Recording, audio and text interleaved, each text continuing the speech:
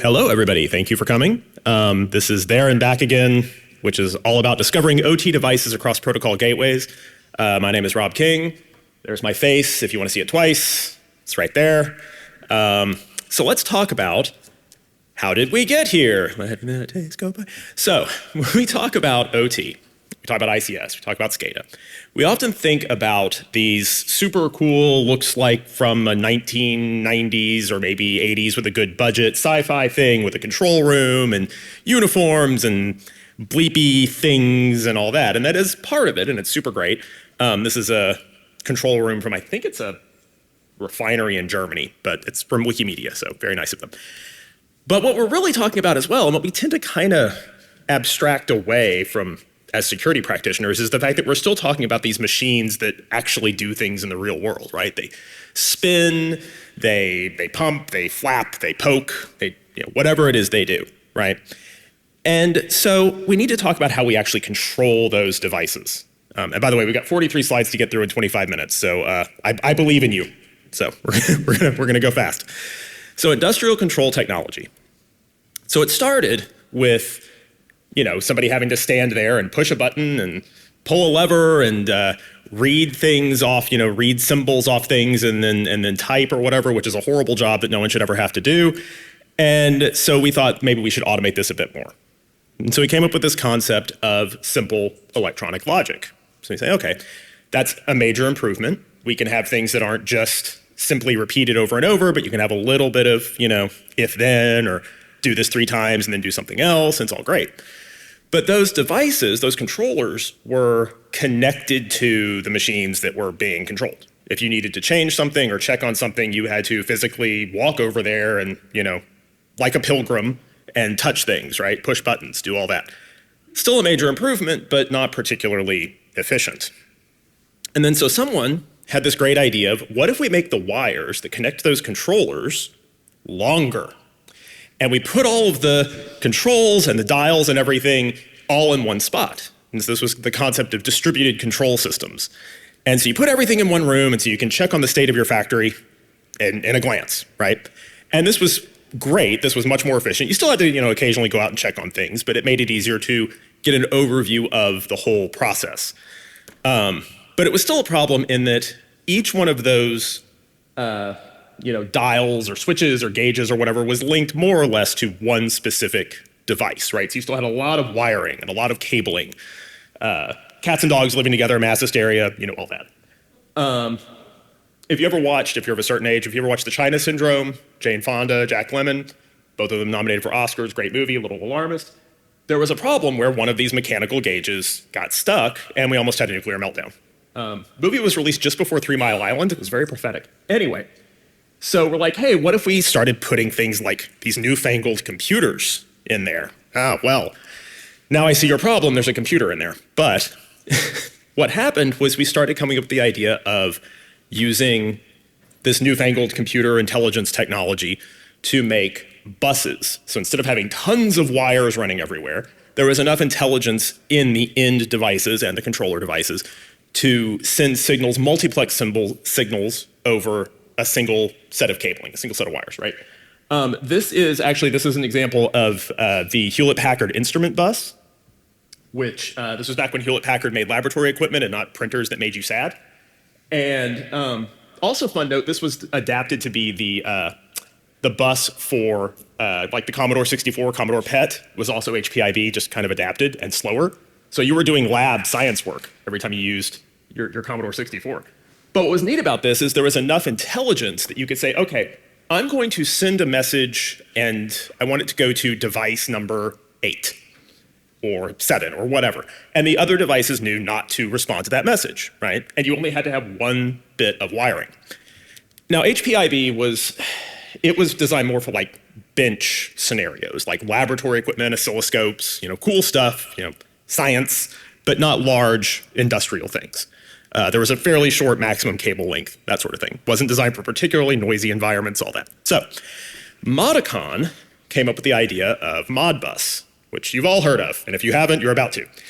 And so that was actually the first Modicon PLC, which Modicon got bought out by, was it Schneider Electric? Somebody tell me. Schneider Electric, I think.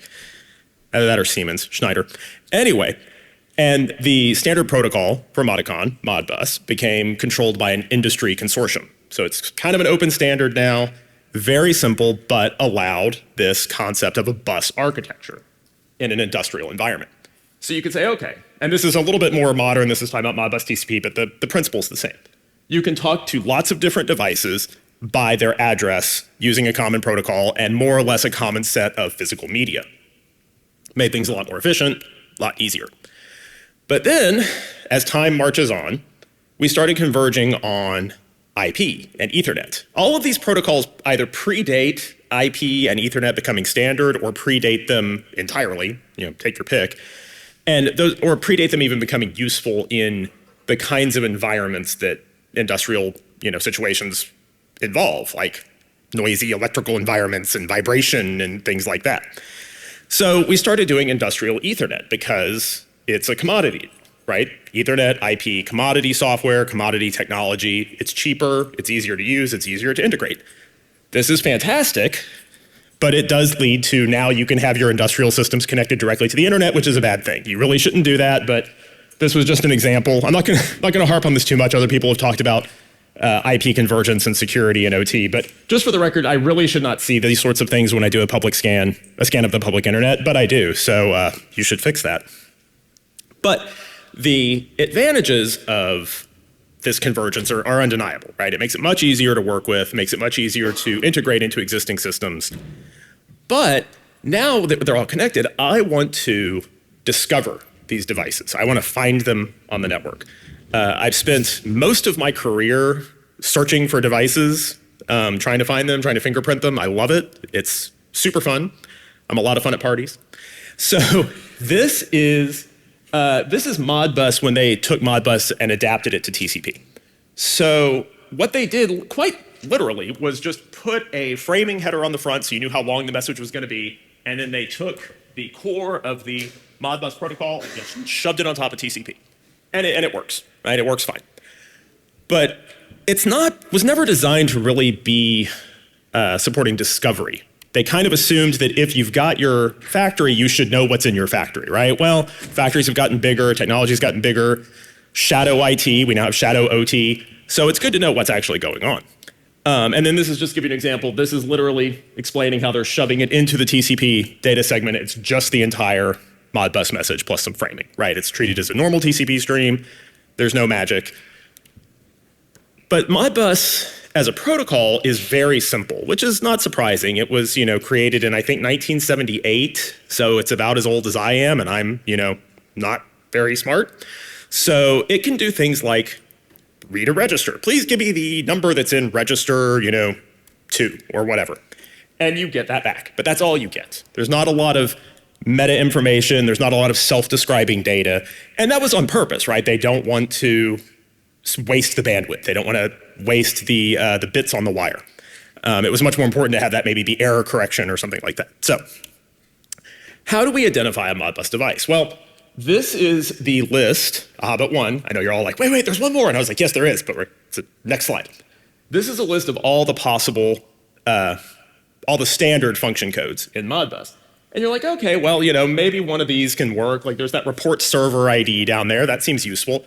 That only works on Modbus serial or occasionally on TCP, but it doesn't tell you much. It's just, yeah, my unit ID is 3, which is, great. I now know that you're unit ID 3. I still don't know what you are.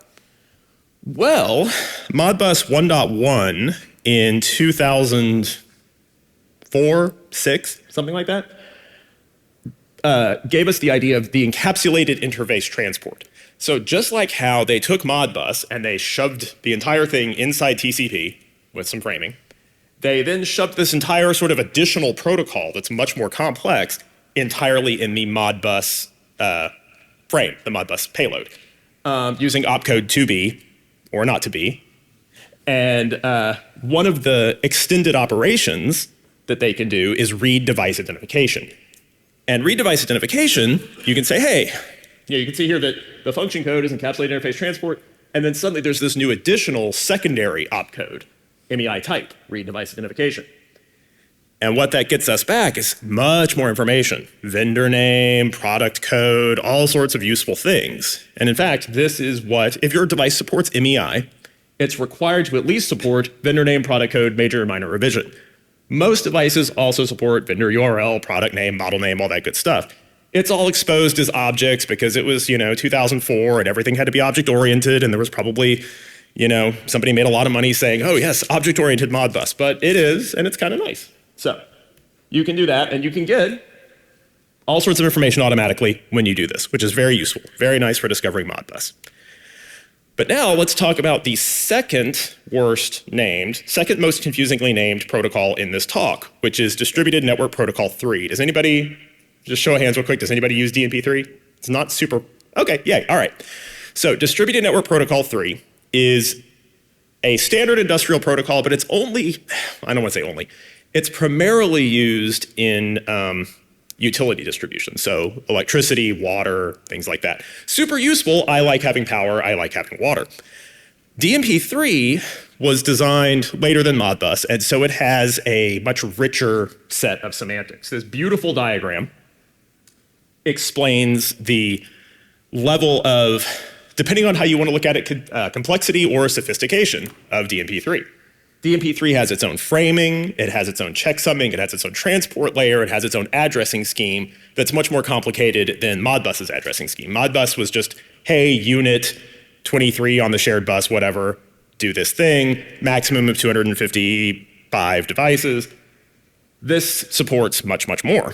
But just like with Modbus, where they took the Modbus protocol and just kind of plopped it on top of TCP, they really did that with DNP3. So DNP3, they didn't just take the user application layer or the transport layer or anything. They took the whole shebang, the whole kit and caboodle, and just plopped it on top of TCP, which is great in that you can have a shared implementation. And if you're wanting to talk across different physical media, it's all the same code, and that's fantastic. But it also makes discovery of these devices a little problematic. So DNP3 devices, if they're on an IP network or they're speaking through an IP protocol gateway, they will have an IP address, as one does, but they will also have a DNP3 address. And also, on the gripping hand, they will only talk to their designated primary device. So when you configure a DNP, usually there's ways around everything, but usually when you configure a DNP3 device, you say your primary is, at DNP3 address 7 or whatever. And then it will only talk to that device. So if you connect to a DNP3 device via TCP, you will get basically nothing. You'll just get sort of an empty, session, empty channel. And if you want to ask that device, you want to query that device for any information, you have to then construct an entire DNP3 transport layer message and, application layer message, and then send that across the wire with the appropriate destination address for the device you're talking to. But also you have to spoof the primary address. So that's a problem because there's, 65,000-ish, there's a couple of reserved ones. Addresses would take a long time to guess those. So what can we do about that? Well, I just said all that. Well, what we can do is there's banner sniffing for DNP3. Not a guarantee, and what's sad is the fallback is that you do have to enumerate the address space, but I'll cover that in a second. But most DNP3 devices, not all, but most, when you connect to them via TCP, will send what's called an unsolicited response, which if you didn't solicit it, it's not a response, it's just a message, but I digress. But it will say, okay, my clock is out of sync, or here's the flags that have changed since the last time we talked, or whatever. But the important thing is that's a full DNP3 message. It's got the entire transport layer in there as well, including the device's own address and the device that it's talking to, which is its primary.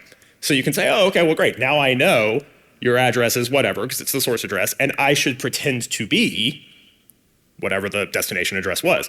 Super useful. Doesn't always work.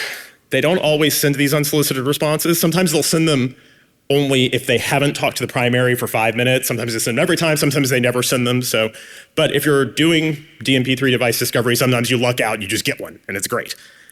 But otherwise, you have to go and enumerate the entire address space, which would take a really, really long time because there's 65,000 possible combinations on the one end and on the other end. And the good news there is that most of those devices, or most networks, they tend to put addresses at the lower end of the range. So really you're only talking about maybe the first 1,000 or so. You'll get at least a few hits, but it's not a guarantee. But anyway, once you've got that connection, once you've got that address guessed or determined or sniffed or spoofed or whatever, you can then get these DMP3 attributes. They're not quite standard, but they're pretty standard. And you can say, hey, give me your software version, your hardware version, your host name, all that good stuff. And there is, in fact, what you get. By the way, this was a lot of fun to set up. And when I say fun, I mean that I hated my life, but I got it working. So the lab was a mess, but I got it working. And you can discover DMP3. But now let's move on to, I said DMP3, thank you. I said DMP3 was the second most confusingly named protocol we're going to talk about.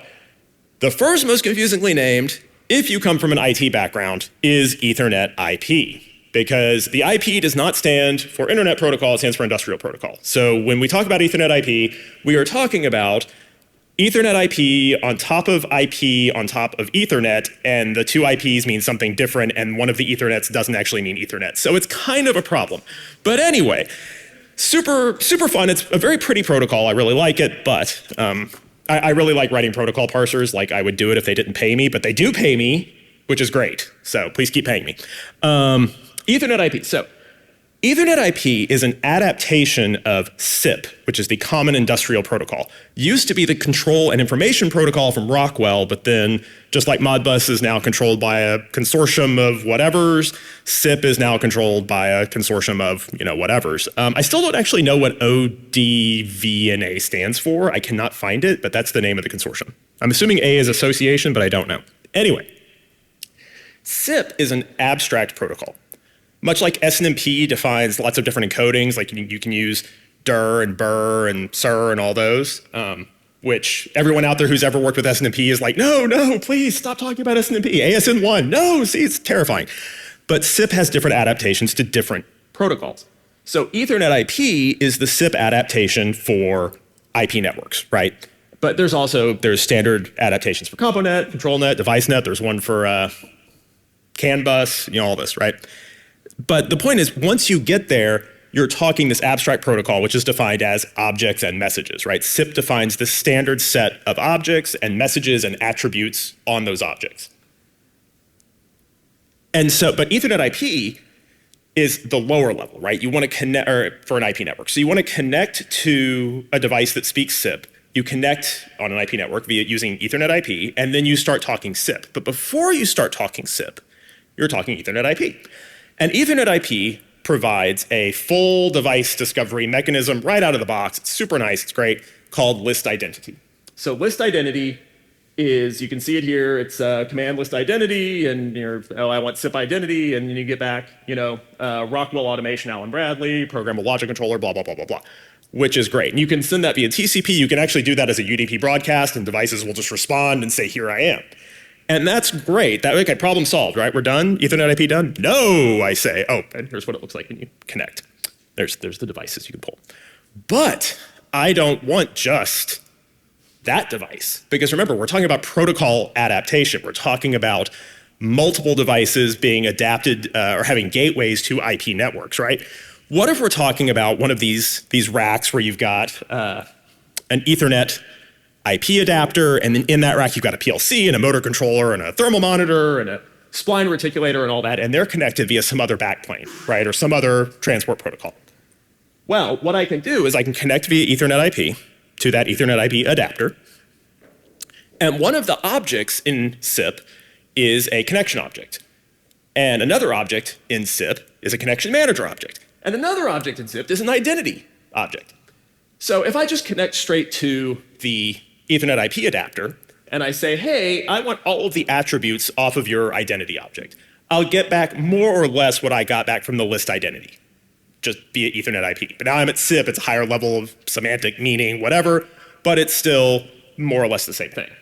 But the magic that comes in is that you can then say, hey, connection object, please, or connection manager object, please get me a connection to the device at this other address, right? And what do you get? Well, now you can say, okay, it'll hand you back. It'll say, okay, great. Here's a connection to this other device, or I can't make a connection, whatever, right? There's an error. But you can now say, okay, I want you to forward this request to get all the identity attributes to this other object through that connection. And it will do so, and it will actually forward that theoretically recursively all the way down to this other object and then relay everything back up to you. And so now you can discover everything in the rack. It does use sort of, if you remember source routing, you actually do have to construct a path to get there. So, how am I doing on time?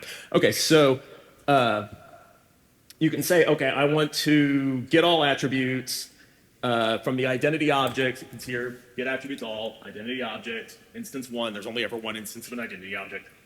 Port segment, address. So I'm trying to get slot 12 of this Rockwell RS Links device on its backplane.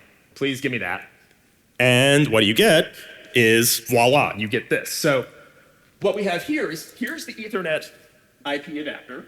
There's a PLC, and there's all these other devices. I want to discover all these other devices, because I'm not satisfied with just talking to this device. I want to know everything, right? And so that's what you get. You can say, hey, please walk through, please enumerate everything on the backplane recursively. Give me a connection to this identity object, get all its attributes.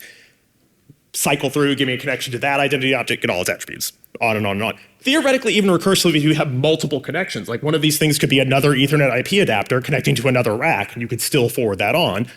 And it might not be speaking Ethernet IP, it might be serial, it might be whatever. In fact, as you can see, down there at the bottom, you've got an RS-232 connector, you've got a 24-volt DC magic thing that's probably making something cool happen in the real world. But the point is, you can use this to recursively discover everything in a SIP network. And I think I actually managed to finish on time. So, thank you. If there's any questions, please, I'll be right here. So.